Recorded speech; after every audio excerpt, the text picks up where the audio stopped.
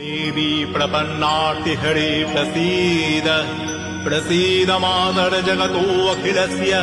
प्रसीद विश्वेश्वरी पाहि विश्वम् त्वमीश्वरी देवी चराचरस्य आधारभूता जगतस्त्वमेका महीस्वरूपेण यतः स्थितासि अपाङ्गस्वरूपस्थितया त्वमैतदप्यायते कृत्स्नमलङ्घ्यवीर्ये त्वं वैष्णवी शक्तिर् अनन्तवीर्या विश्वस्य बीजं परमासि माया सम्मोहितं देवि समस्त्यमेतत् त्वं वै प्रसन्ना भुवि मुक्तिहेतुः विद्याः समस्तास्तव देवि भेदा स्त्रियः समस्ता सकला जगत्सु त्ववैकया पूरितमन्नैवैतत् आदि स्तुति स्तव्यपरापरुक्तिः